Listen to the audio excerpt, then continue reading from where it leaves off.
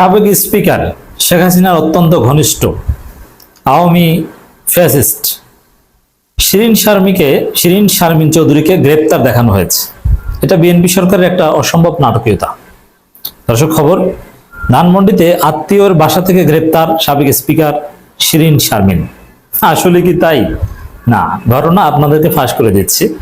আসলে শিরিন শারমিন অনেক আগে ইউনূস সরকারের হাতে কার্যত গ্রেপ্তার ছিলেন, তবে গ্রেপ্তারের ধরনটা ছিল ভিন্ন। ইউনূস সরকার শিরিন শারমিনকে একদম গ্রেপ্তার দেখায়নি, আবার দেশ ত্যাগ করারও সুযোগ দেয়নি। যেমন সেনাপ্রধান কিন্তু অনেককে দেশ ত্যাগ করার সুযোগ দিয়েছেন। হাসান মাহমুদ, আরাফাত চৌধুরী, মোহাম্মদ আলী আরাফাত, তারা অনেকে কিন্তু দেশ ছাড়তে পেরেছেন, এটা সেনাপ্রধান সুযোগ দিয়েছেন। কিন্তু শিরিন শারমিনকেও এরকম দেশ ত্যাগ করানোর একটা পরিকল্পনা ছিল ওয়াকারুজ্জামানের, কিন্তু ওয়াকার পারেননি। এমনকি তার পাসপোর্টের মেয়াদ বাড়ানো বা এরকম কোনো সুরক্ষিত জায়গায় বসে তার ফিঙ্গার দেওয়ার ব্যবস্থা করা, এরকম অনেক নাটকের কথা আমরা শুনেছিলাম। যেহেতু স্পিকার শিরিন শারমিন চৌধুরী সেনাপ্রধানের আত্মীয়, অত্যন্ত ঘনিষ্ঠ আত্মীয়, সুযোগটা তাকে দিতে চেয়েছিলেন কিন্তু পারেনি। ইউনূস সরকার সেনাপ্রধানের সাথে দিন দরবার করে শিরিন শারমিন চৌধুরীকে দেশের ভিতরে রেখে দিয়েছিল, কিন্তু ইউনূস সরকার আবার সেনাপ্রধানের সাথে কনফ্লিক্টে যে তাকে গ্রেপ্তারও করেনি, জাস্ট রেখে দিয়েছিল যে আছেন। যেমনটা ঘটেছিল অনেকটা সাবেক আইনমন্ত্রী আনিসুল হক এবং শেখ হাসিনার উপদেষ্টা সালমান এফ রহমানের ক্ষেত্রে। আনিসুল হক এবং সালমান এফ রহমান, তাদের একজনকেও কার্যত সদরঘাটের সেই পালানোর সময় নৌকা থেকে গ্রেপ্তার করা হয়নি। সালমান এফ রহমান বলা হয়ে থাকে যে শেখ হাসিনা যে হেলিকপ্টারে পালিয়েছেন সেই হেলিকপ্টারেই ছিল, ভারত তাকে পুশব্যাক করে ইউনূস সরকার হাতে দিয়েছে। আর আনিসুল হককে অন্য জায়গা থেকে গ্রেপ্তার করা হয়েছে সময় মতো, অথবা সরকারের পছন্দ মতো সময়ে। জাস্ট সদরঘাটে গ্রেপ্তারের একটা নাটক মঞ্চস্থ করা হয়েছে, দেখানো হয়েছে। আসলে ওইরকম দাড়ি কেটে ওইভাবে আনিসুল হক কিংবা সালমান এফ রহমান পালাননি, তার আগেই তারা গ্রেপ্তার হয়েছে। এইটা হচ্ছে সত্য কথা। শিরিন শারমিনের ক্ষেত্রেও সেম থিং হ্যাপেন। শিরিন শারমিনকে আগেই ইউনূস সরকার আটক করেছে, তো এখন জাস্ট আটকটা জনগণের সামনে এনেছে। কেন এনেছে? কিছু হিসাব নিকাশ আছে। শিরিন শারমিনকে যদি ইউনূস সরকার অনেক আগেই গ্রেপ্তার দেখাতো তাহলে অনেক জটিলতা আসতো। যেমন একটা নির্বাচন, সেই নির্বাচনের পর সংসদ সদস্যদেরকে শপথ পড়াবেন কে, প্রথম অধিবেশনে প্রথম দিনে সভাপতিত্ব করবেন কে, এইসব প্রশ্নে সাংবিধানিকভাবে স্পিকার সে যে দলেরই হোক না কেন, সে যতই অপরাধী হোক না কেন, তার উপরেই বাড়তে। আবার শিরিন শারমিন ইজ এক্সেপশনাল।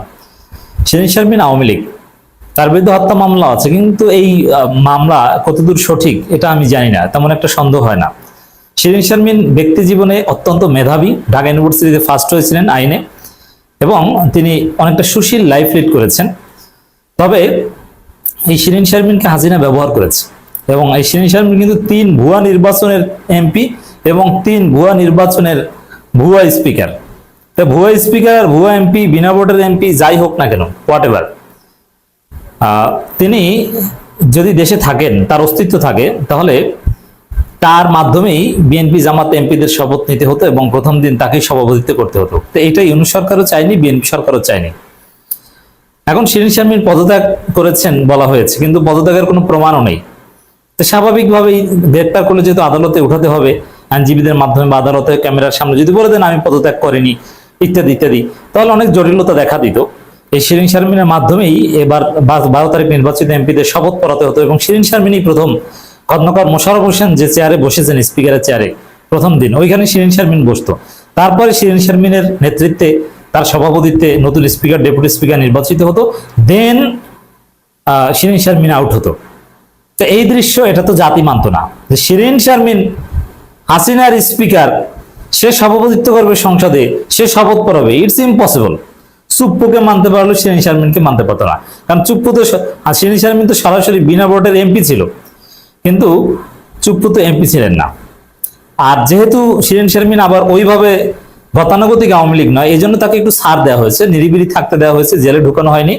যে শপথ পড়ানো যে জটিলতা, দৃষ্টিকটু বিষয়টা, শিরিন শারমিনের মাধ্যমে যেন শপথ নিতে না হয়, এই ঘটনা শেষ হয়েছে। এখন বিএনপি সরকার তাকে গ্রেপ্তার দেখিয়েছে। আসলে শিরীন শারমিন অনেক আগেই গ্রেপ্তার, তাকে নজরদারিতে অথবা নজরবন্দি কিংবা একটু ভিন্ন আবহে তাকে গ্রেপ্তার রাখা হয়েছে।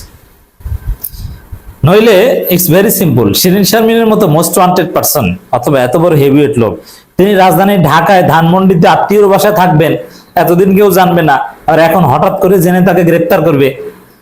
এটা কি হয়? ইউনূস সরকার কি জানতো না যে ধানমন্ডিতে আত্মীয়র বাসায় আছেন? রাজধানীতে এরকম একটা জায়গায় এত বড় লোক কি লুকিয়ে থাকতে পারে? পারে না, এটা ধরা কোনো ব্যাপার না। এবং এই কয়েকদিন আগেও শিরীন শারমিনকে কলকাতায় দেখা গিয়েছে, এরকম একটা খবর ছড়িয়েছিল। That was fake. Shirin Sharmin Bangladeshi ছিলেন এবং সরকার, ইউনূস সরকার এটা জানতো। কারণ ইউনূস সরকার গ্রেপ্তার করে দিয়ে গেছে, ওইটার সুফল এবং ক্রেডিট ভোগ করছে বিএনপি সরকার। আর এটা বিএনপির সাথে আন্ডারস্ট্যান্ডিং এর ভিত্তিতেই করা হয়েছিল, কারণ শিরীন শারমিনকে আগেই গ্রেপ্তার দেখানো হলে সত্যি একটা জটিলতা তৈরি হতো, দৃষ্টিকটু বিষয় তৈরি হতো। শিরীন শারমিন জোন পদত্যাগ না করলে তাকে তো আর ঘাট ধরে পদত্যাগ করানো যেত না।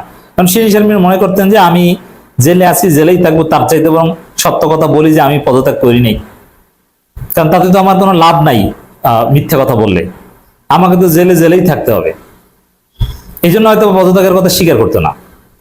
আর রাষ্ট্রপতির তো লাভ আছে, যদি বলে যে না আমি পদত্যাগ, শেখ হাসিনা পদত্যাগ করেছে, মানে সরকার যা শিখিয়ে দিচ্ছে ওইটা বললে তো তার লাভ আছে, তিনি বলতবিয়েতে থাকতে পারবেন, তার জেলে যাওয়া লাগবে না। কিন্তু শিরীন শারমিন এই জন্য হয়তো সত্য বলে দিতেন। এখন প্রশ্ন আসতে পারে যে এখন যদি বলে দেন শিরীন শারমিন যে না আমি কোনো পদত্যাগপত্র জমা দেইনি, ওটা ভুয়া ছিল, এটা যদি শিরীন শারমিন বলেন তাহলে তাতে কিছু আসে যায় না, কারণ শপথ নেওয়ার ঘটনা হয়ে গেছে। আর এখন বরং প্রচারণা চালানো যায় যে এখন মিথ্যে কথা বলছে, তুমি পদত্যাগপত্র দিয়ে এই সরকারের বৈধতা প্রশ্নবিদ্ধ করার জন্য মিথ্যে কথা বলছে, এই প্রশ্ন কিন্তু সামনে আনা যায়। কিন্তু তখনকার সময় সরাসরি প্রমাণ করা বা এটা নিয়ে কেউ আদালতে গেলে যে শপথ কে করাবেন, অনেক জটিলতা তৈরি হতো। আর শপথ যেহেতু হয়ে গেছে, এটা নিয়ে আর কিছু করার নেই। অতএব এই জন্য এই নাটকীয়তা। ধানমন্ডিতে আত্মীয়র বাসা থেকে গ্রেপ্তার সাবেক স্পিকার শিরীন শারমিন। এত সোজা, আত্মীয়র বাসায় বসে থাকবে আর ইউনূস সরকার জানবে না, বিএনপি সরকারও 1.5 মাস পর জানবে না, এটা আগেভাগেই হয়েছিল। ঢাকা মহানগর গোয়েন্দা পুলিশ ডিবি সোমবার 6 এপ্রিল দিবাগত রাত আনুমানিক 4:30টার দিকে রাজধানী ধানমন্ডি 8 রোডের একটি বাসভবন থেকে তাকে 8 আমার কাছাকাছি, হ্যাঁ, একসময় আমার ঠিকানা ছিল। তো এটা হাস্যকর যে ওটা একটা ভিআইপি এরিয়া, তো ওখান থেকে এইভাবে গ্রেপ্তার আনা যায় না। ওটা গোয়েন্দা নজরদারি বা একটা জনবহুল কোনো বস্তি এলাকা না, ওখানে কে হাটে কারা থাকে খুব সহজে দেখা যায়, খুব একটা সিকিউর একটা এরিয়া। ডিবির অতিরিক্ত পুলিশ কমিশনার মোহাম্মদ শফিকুল ইসলাম গ্রেপ্তারের বিষয়ে নিশ্চিত করে জানিয়েছেন বর্তমানে তাকে মিন্টো রোডের ডিবি কার্যালয়ে নেওয়া হয়েছে, এরপরে তাকে আদালতে উঠানো হয়েছে, হত্যা মামলা দেওয়া হয়েছে। এখন কিছু কিছু হত্যা মামলা এটা বিশ্বাসযোগ্য নয়।